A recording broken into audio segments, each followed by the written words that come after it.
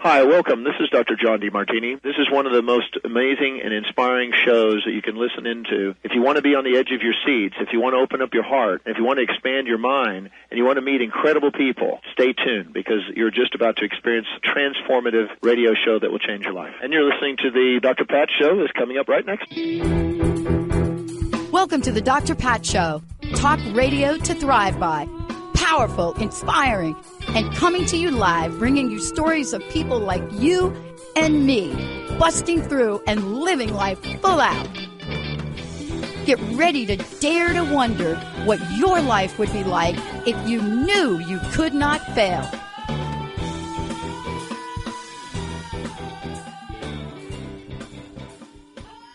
Hey, everybody. Welcome to the Dr. Pat Show. This is Talk Radio to Thrive By. I'm going to back off that mic a little bit right there.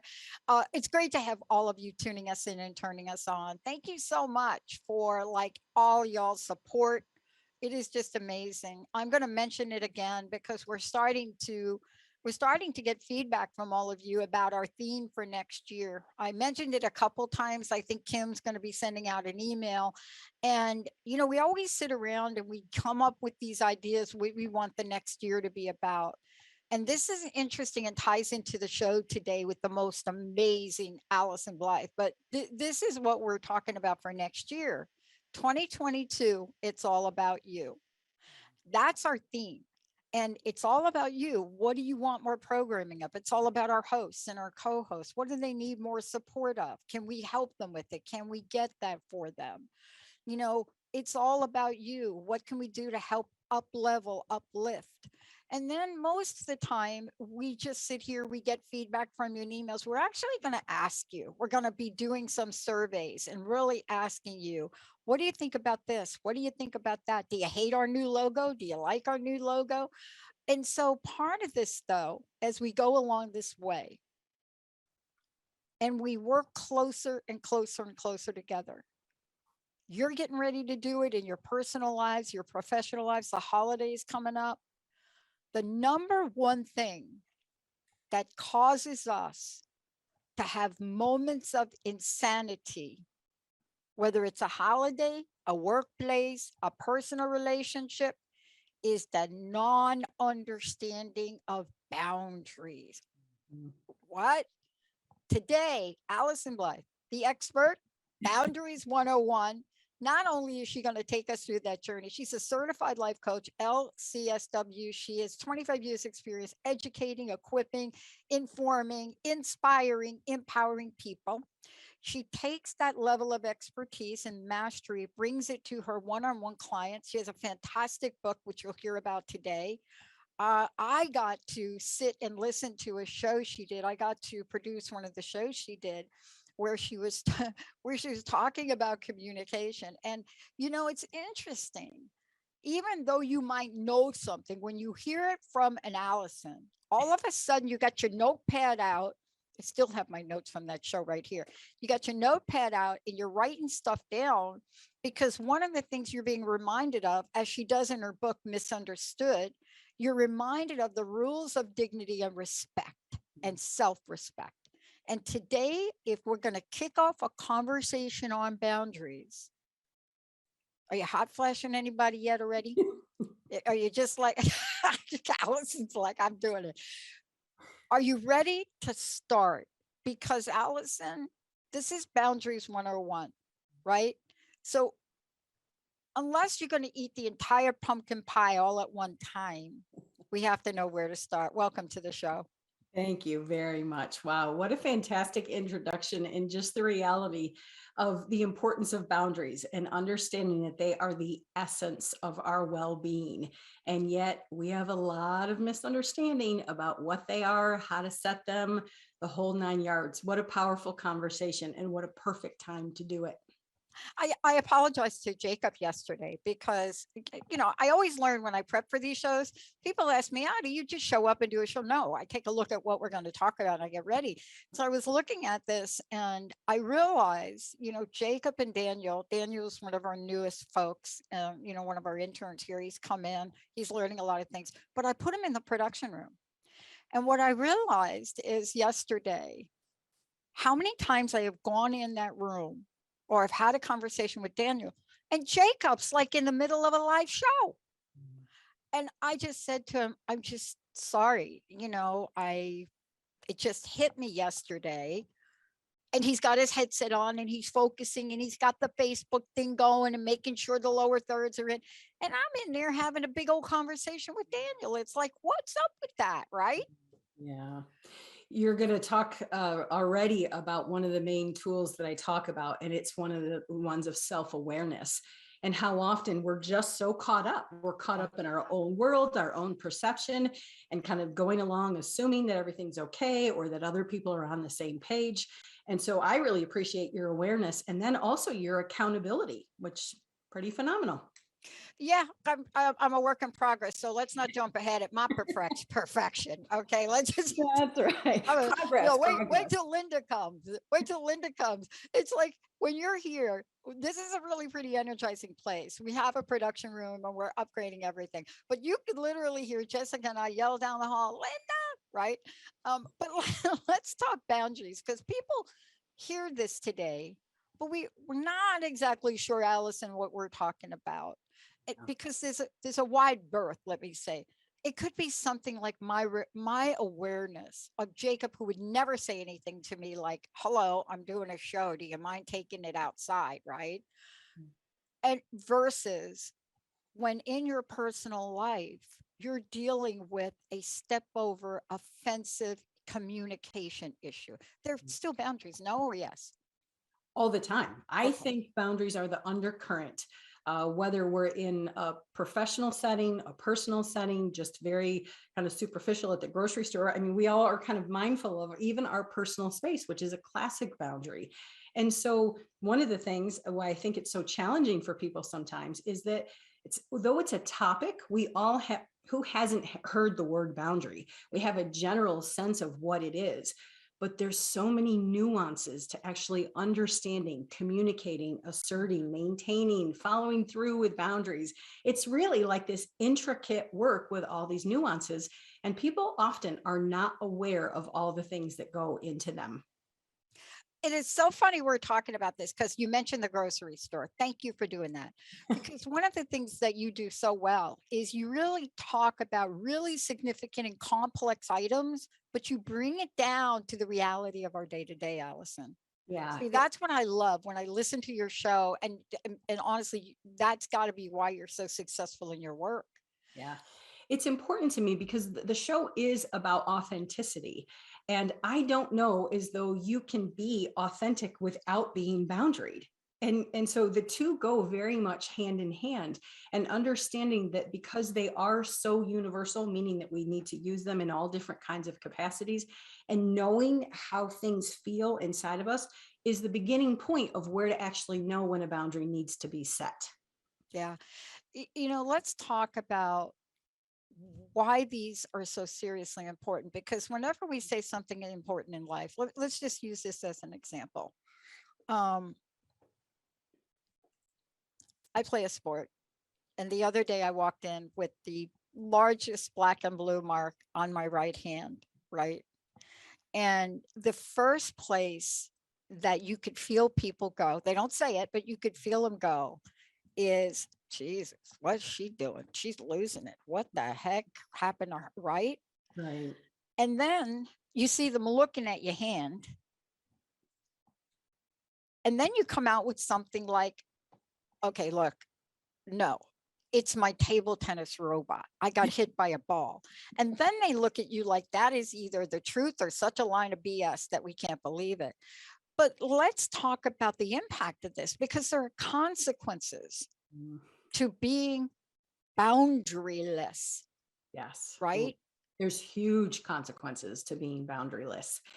What I find is that people go to great lengths to protect what's theirs. They will have security codes on their car, on their home. They will protect their bank accounts. They'll have two-step verification on things, rightfully so. What's ours is ours to protect, and it's our responsibility to do so. And yet oftentimes people will go about their business. They will have relationships, they will make decisions, they will say yes to things, they will sign up for committees, they will do all these different kinds of things without that same level of awareness and protection. How does this feel to me? How aware am I of the things that I'm saying yes to and the things I'm saying no to, and why I'm doing that? That determines the health of a boundary. And so on a very surface level, boundaries will protect what's mine and really enhance my level of safety, my level of well-being, really critical work. And then there's also like other elements about communication, like you said, with Jacob's ability to maybe say to you, hey, Dr. Pat, or your willingness to communicate with him. I apologize for doing that and stepping into that. Kind of the relationship health, I think, is also protected when we do have boundaries. I also think it's our level of integrity and self-respect, our own level of safety and trust, that my yes really does mean yes. And quite frankly, I'm going to honor you with a no when I don't have the energy or effort to put forth towards something. So you can trust me so much more deeply when I honor you with a boundary of yes or no, because you know that that's actually my truth. And it also takes the guesswork out.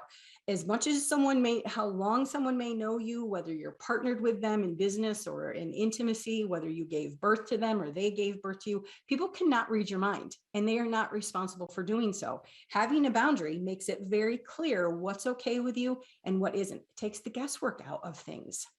One of the things that I want to talk with you about, and Benny and Jacob, I'm going to go ahead and skip the break if I could.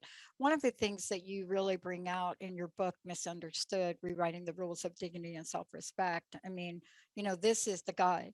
This is the guidebook to better understanding boundaries. And one of the things that I'm really struck by is this. So tell me if I'm on track with this. I have never, I know, right? I'm trying to be politically correct in what I say. That never works for me. Benny's like, what? After 18 years? I never really understood. Let's just talk about my personal relationships. Yeah. If you want to see my eyes like light up and look like something out of the Walking Dead movie, that's having a conversation with someone and they're confused. Mm-hmm. So this is one of the things for me. This is my little thing. I've gotten over it. But you just spend 10 minutes explaining maybe what a boundary is, maybe, and the response you get is, I don't get it, I'm confused. Yeah. Now, if they read your book, they're not going to be confused. If they work with you, they're not going to be confused. Mm-hmm.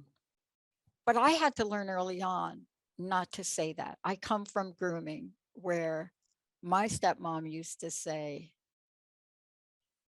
you either have an IQ of an ant, a little toad, if you're really that confused. I mean, what is confusing you about dusting the furniture? Seriously? You're confused, Pat?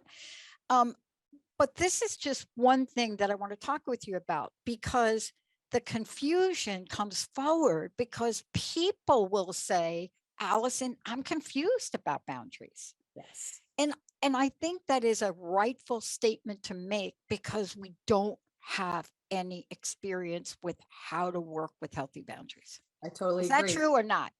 Well, I'll tell you that I fell into boundary work backwards because it was only after, in the beginning line of Misunderstood, is I lost my you-know-what over a banana.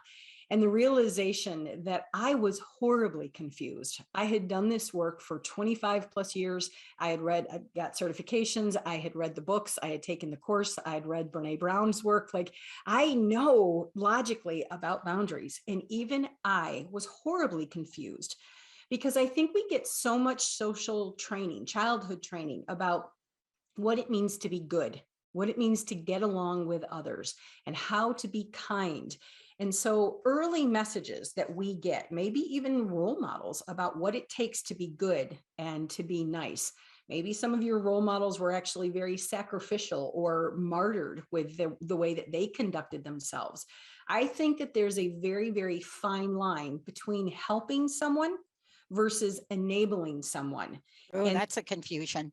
no, completely. And Yeah. the idea that enabling someone can often sometimes feel like the right way to love. So if you're feeling confused, I simply want to acknowledge and support the fact Yeah. that boundaries are incredibly confusing because of our social training, our familial training, messages we get about being good and behaving, being nice, being loving, and also that fine line of being able to distinguish. Now, let's replace confusion with what to do, because I know that we don't talk about this enough, but I know this is what you do in the work you do and the work you do one-on-one with people and all of the other things you do is we can replace confusion with knowledge and action of what to do. Yep. Now that coupled with how to do it, how to say it, it gives people a sense of power. It gives people a sense of empowerment. What's the difference between taking all that knowledge and actually doing it? Well, sometimes it's just courage. Because Yeah. if you've never stood up to somebody before and said something like, you can't come in here with those muddy boots. Hello.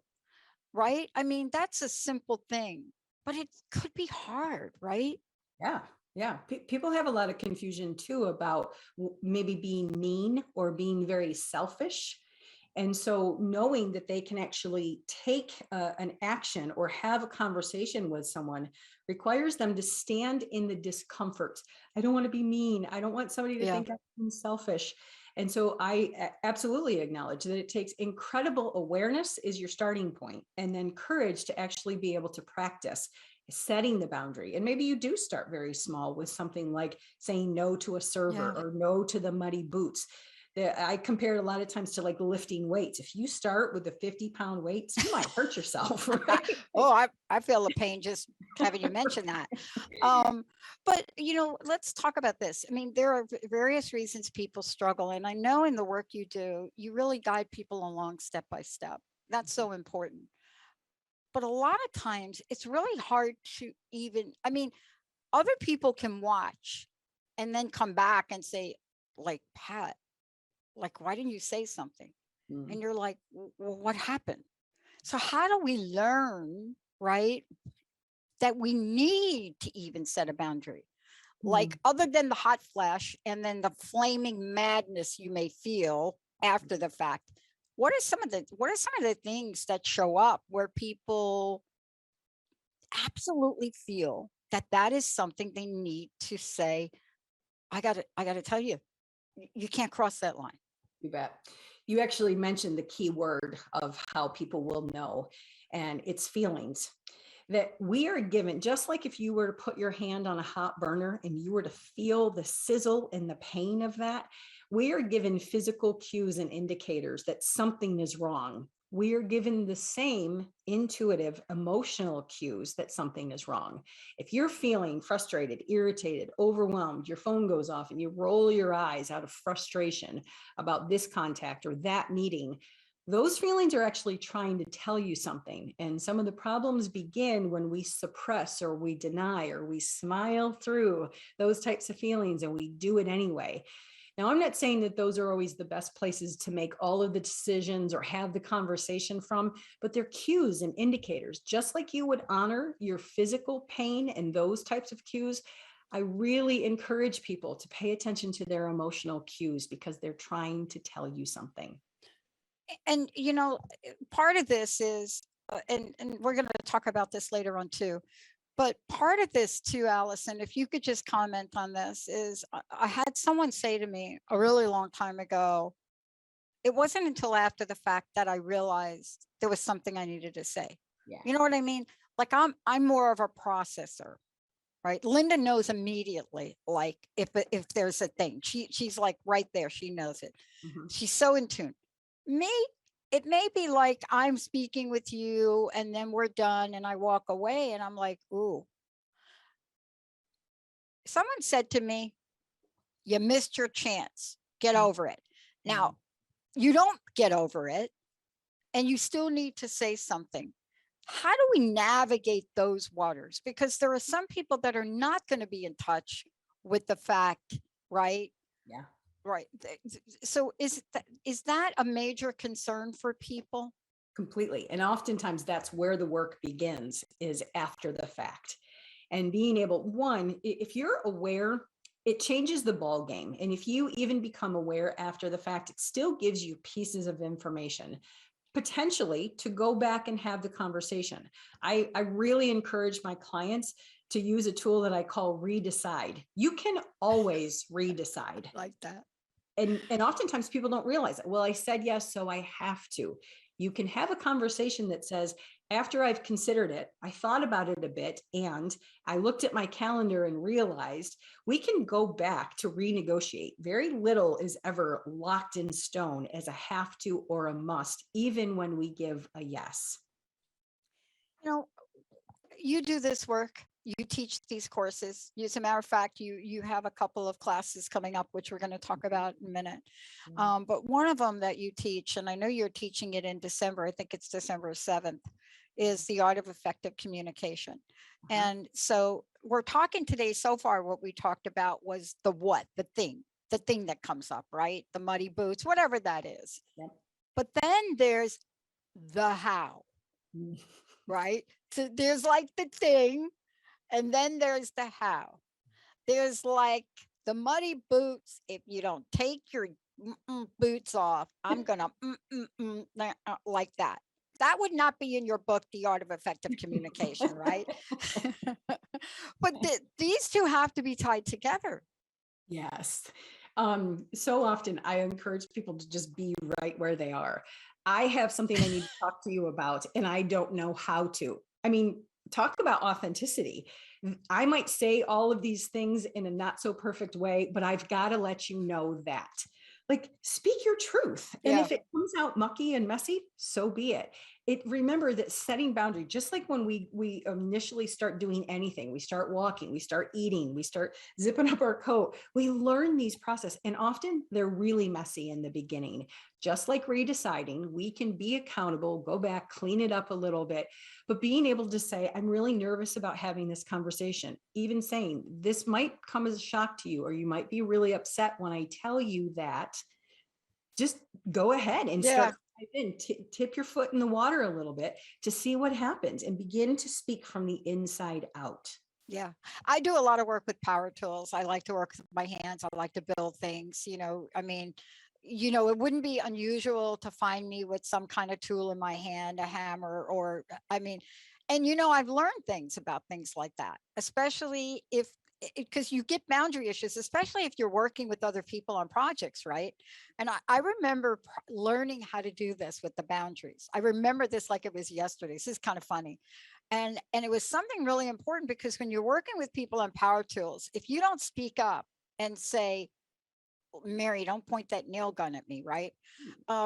If you don't speak up, it could.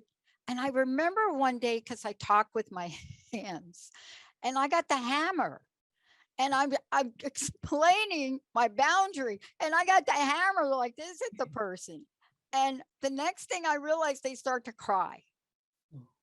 And I thought, oh my gosh, what did I say? This is why I want to talk to you about the how. Yeah. And I said, what did I say? I was just trying to tell you, if you walk over here, you're going to get electrocuted. And they looked at me, and the tears are running down their face, and they say, are you going to hit me with that hammer? And I'm like, oh, now this is a person that grew up being abused. My lack of awareness around that, with a hammer, a big hammer, how important are cues like that in the art of effective communication? Yeah. I mean, I've worked for bosses that slam their fist on the table. Yeah. Right. So can you talk about this? Because these things are really happening. Now, I'm not going to hit anybody with a hammer, but I'll tell you, bosses pounding on the table, that's exactly what's happening now in corporate America. Yeah, so much of communication, and the numbers vary, but I think it's as high as 90 to 95% of communication is actually the nonverbal. and the way that you approach your body positioning, your hand gestures. I too talk a great deal with my hands.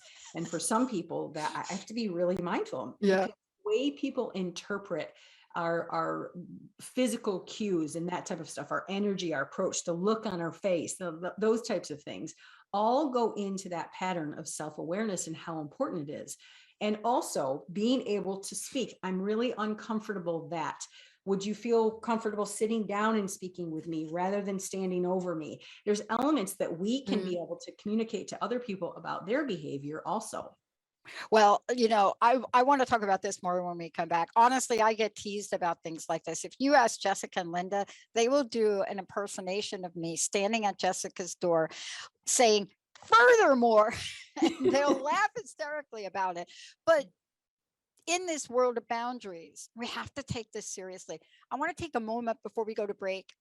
You do this work, but you have a couple of really cool things coming up. I think I referenced the Art of Effective Communication, a live event, and then the Art of Visioning, which you're doing in January. Could you tell us a little bit about each of those, if you don't mind, and tell us how people can find out about it? The Art of Effective Communication is a live and in-person workshop that I'm going to be teaching on Tuesday, December 7th. And it's an opportunity for people to come learn a 3-step tool, feelings, needs, and strategies based on the work of nonviolent communication. And this realization of how to use each one of those 3 steps in order to have more healthy, effective communication. And it all starts with self-awareness, exactly what we're talking about today.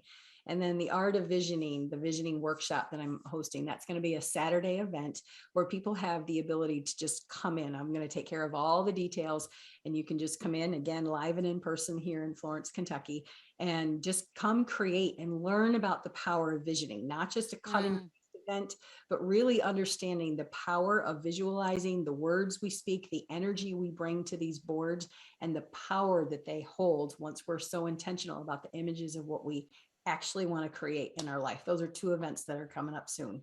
I totally love the whole visioning thing. I really love it. I mean, people looked at the first visioning board. I have a visioning board that I had Velcro on now, that like I take it off every year and put the Velcro on, and I have a light, a circular light. Yes. And people said, does that really help? And I just looked at them and said, I think it does, but I don't think it's required. Let's take a short break, everybody. When we come back, we're going to talk about what are the different types. Are there types? Yes, there are. But how do you identify different types? And how do you know what they are? And why is it important to understand these types? When we come back, please know one thing. This is a live call-in show. Now, we're all different. We all have different boundary things that go on. If you need some help in something, getting ready for the holiday, the turkey day, or any day, or your boss, if you need some help, this is the show you want to call into. 1-800-930-2819. I'm also taking your questions through Transformation Talk Radio. So go in there and ask your question. I know a lot of you are at work, so that works better for you. Please do it. When we come back, what are the different types? Do you want to know how to peg them? Let's take a short break. Allyson Blythe, go to her website, AllysonBlythe.com. When we come back, I'll tell you more.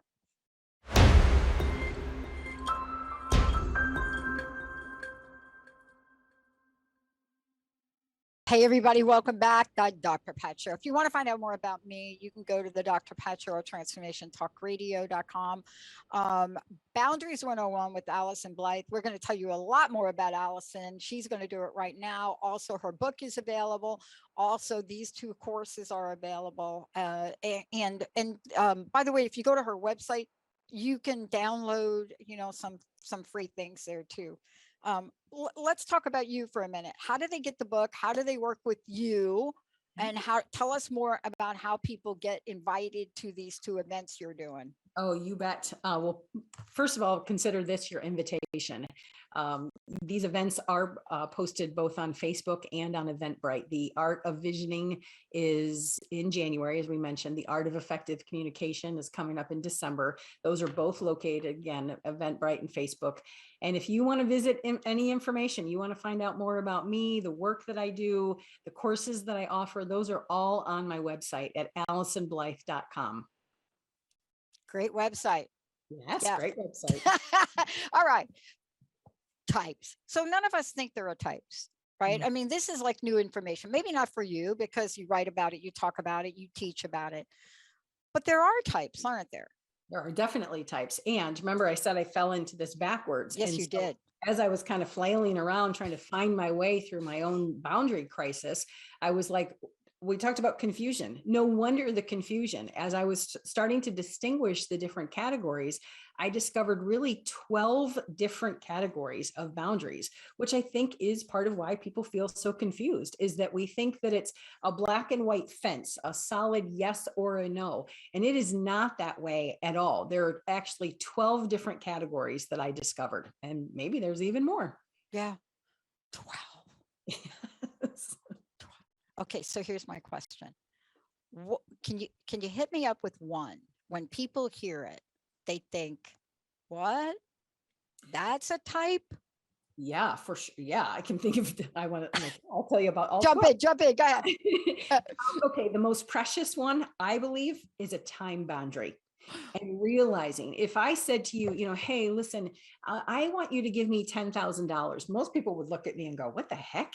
And yet time, our most precious commodity, we often are willing to just spend without honoring the way that influences.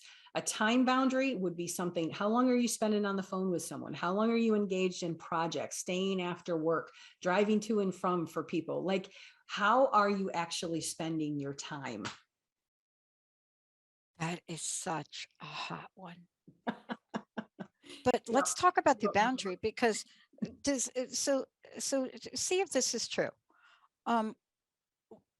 There's this analogy. Okay, I know everybody, I'm a member of PETA, so please don't email me about this. It's just a little story. It's just a little thing. I grew up with my mama telling me the story of the frog, about, honey, if you put the frog in boiling water, it's going to jump out. And like, okay. And she said, no, like if you want to really boil a frog, Yeah. you got to put the frog in cold water and then just turn it up slowly. Mhm. Time is like that Totally. to me. Mm-hmm. It's like the frog in the cold water, and you slowly boiling up till you realize you have now boiled yourself in your time zone. Completely. And I will also add a second one to that, and realizing that they actually go hand in hand. It's also an energy boundary.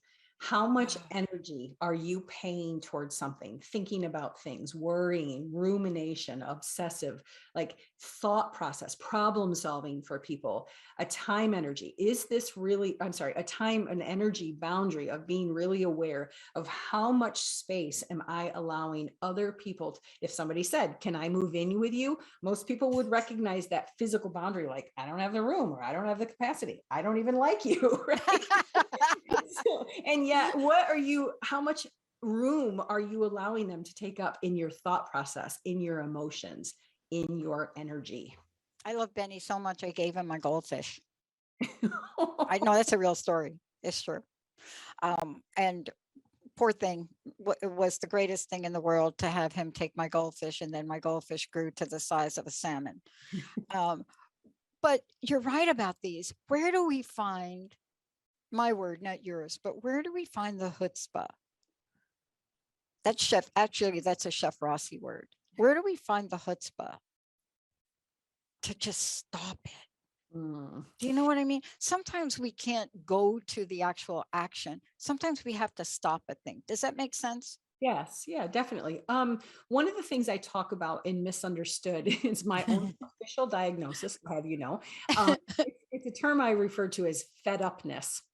And sometimes what it is just getting sick and tired enough to be willing to do something differently. And even if it's a mental shift, maybe you're not ready to take the action. Maybe all you're doing is changing the amount of energy you give to something or someone. Maybe you're starting to get your language strengthened a little bit before you actually even say something. Maybe you're speaking up to a safe friend, but like fed upness is a cue. It's like a tipping point where people are like, I am sick and tired of this, and I am fed up with doing these things.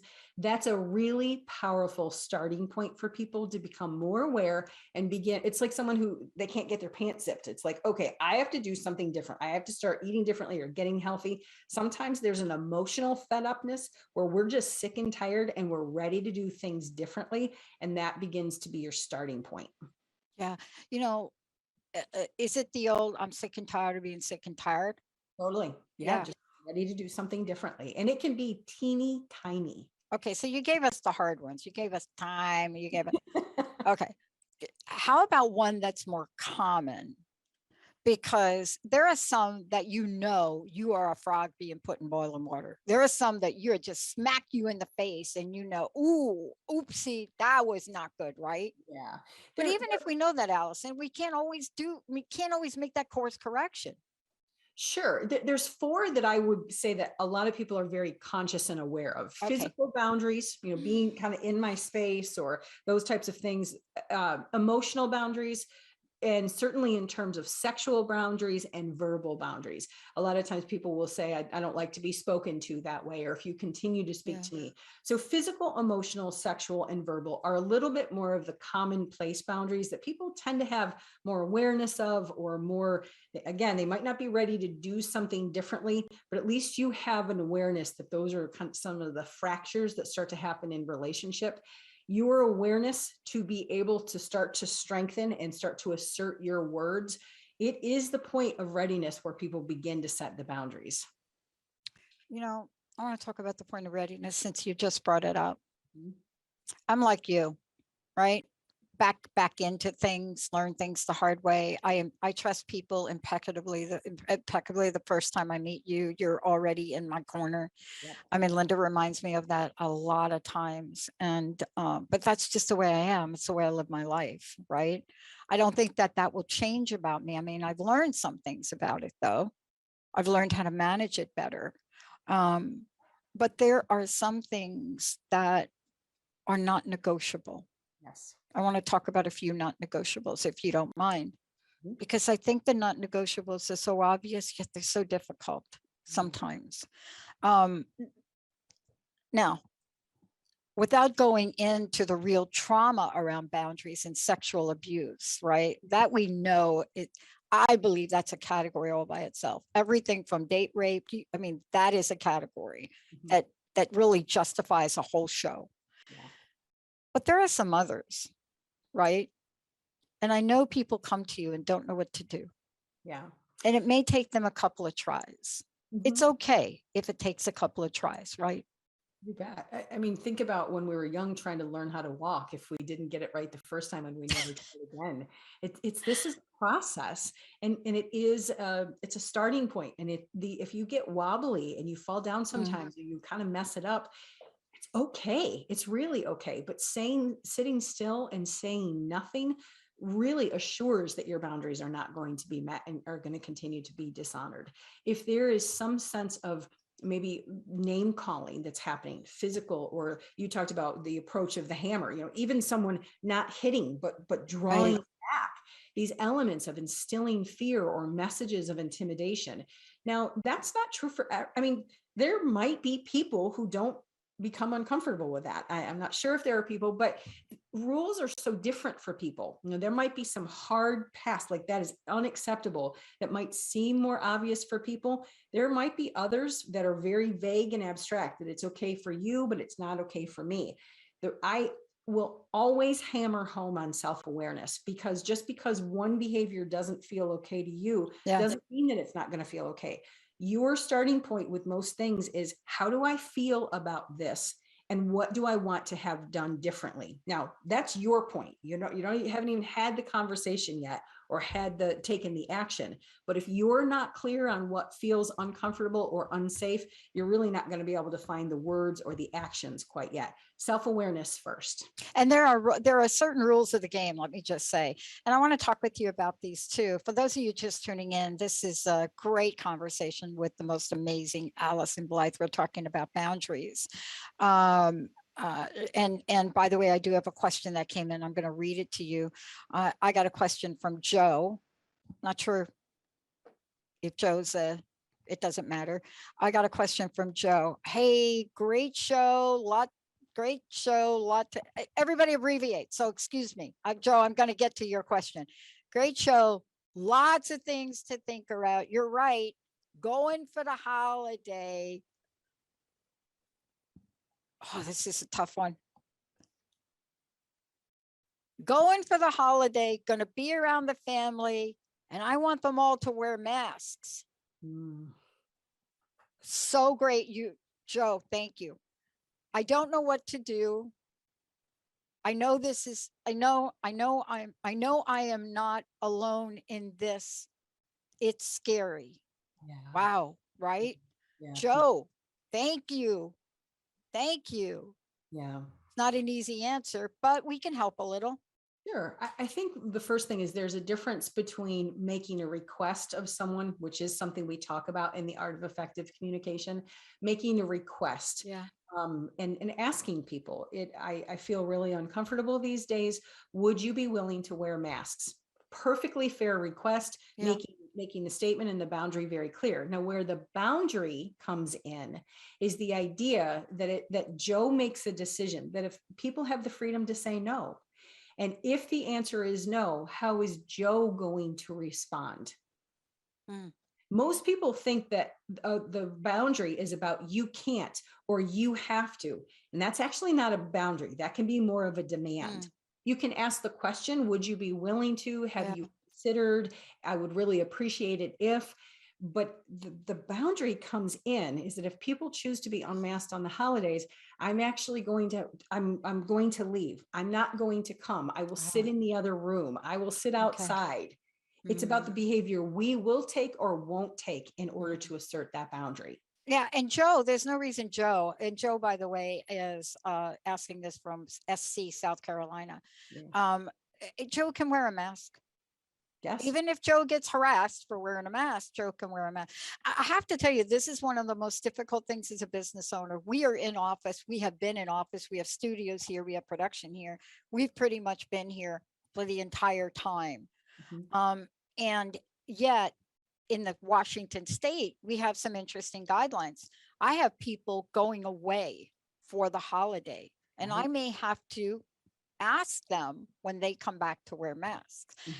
It is one of the hardest things for somebody of my personality type to do. And I've really had to learn to navigate that. And, I didn't think about it till just now, Allyson. I think that this is one of these areas that people are really looking. What is my boundary around this? What is my boundary in public?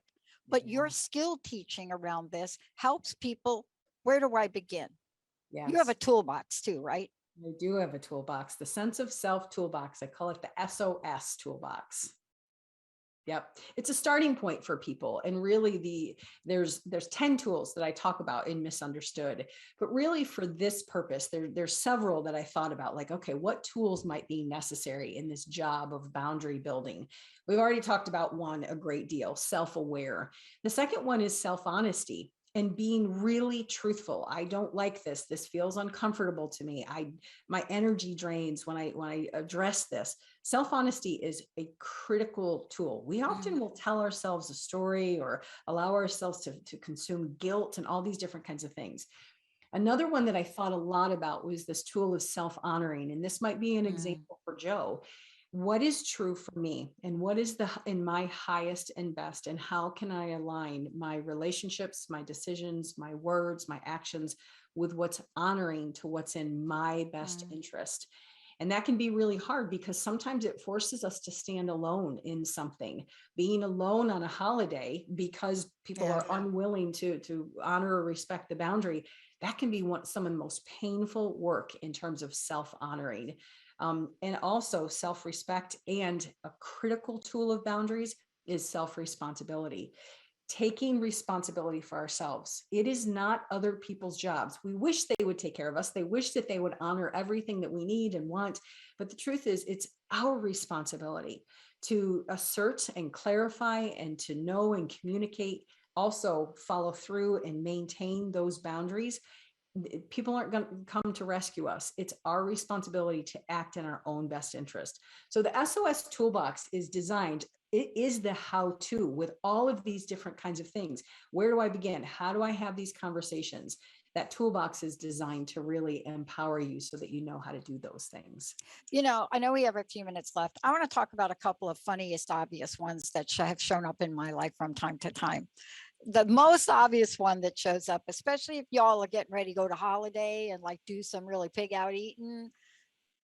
The one that I realized in my world was a thing for me is here you're sitting around and you got your plate and your loved one or somebody like in your family takes their fork and reaches over and forks your damn turkey. Now, I'm sorry, I got to laugh about this, but this is one of the most common, right? Yes. That's about like some people are like, oh no, you take my turkey, I'll take your beans. No. Okay. It's so simple. You tapped into something real. This is a category. Food boundaries are a very real thing. And people don't understand that was part of the falling in backwards. I was raised very Italian, sharing food, eating food off plates and forks, like all of that. Oh, and it very nurturing. It was very, very loving.